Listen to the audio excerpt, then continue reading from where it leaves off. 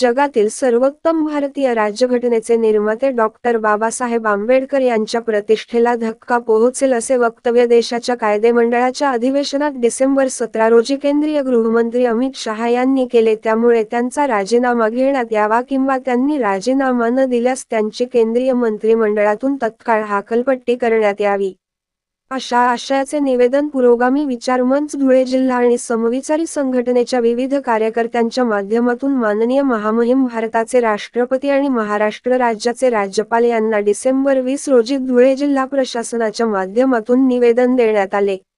अण्णासाहेब हरिश्चंद्रजी लोंढे, प्राध्यापक बाबा हातेकर, दीपकुमार साळवे, डॉक्टर श्रीकृष्ण बेडसे, श्रीमती नाजनीम शेख, बबन वानखेडे, मनोहर मोहिते, किशोर शेजवळ, सुप्रसिद्ध विधिज्ञ ॲडव्होकेट विशाल साळवे आदी उपस्थित होते।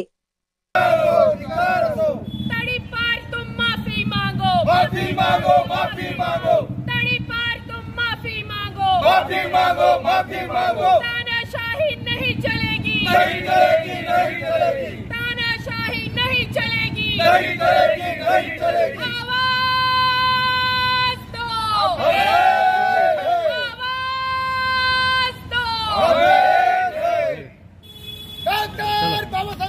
परवा मंगळवारी संसदेच्या सुरू असलेल्या अधिवेशनात मंगळवारी या तारखेला देशाचे गृहमंत्री अमित भाई शहा यांनी आपल्या भाषणाच्या दौरान असे एक विधान केलं कि हमारे विरोधियों को एक फैशन बन गई है उनकी, अपने भाषणों में बार बार अम्बेडकर अम्बेडकर अम्बेडकर करते हैं।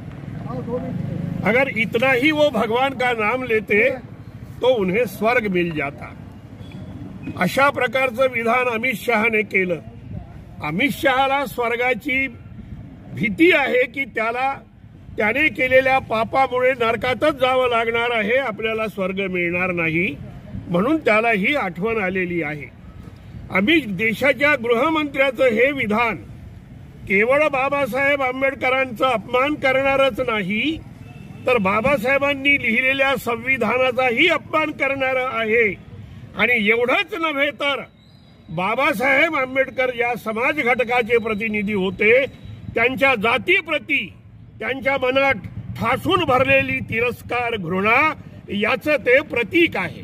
म्हणून आमचा हा सगळा पुरोगामी मंच अमित शहाचा धिक्कार करते, त्यांचा निषेध करतो आणि राष्ट्रपतीकडे ही मागणी करतो की देशाच्या संविधानाच्या त्या रक्षक असल्यामुळे आणि त्यांनी शपथ घेतल्यामुळे एकतर अमित शहाला मंत्रिमंडळातून बरखास्त करावं, नाही तर त्यांच्या राजीनाम्याची मागणी करावी।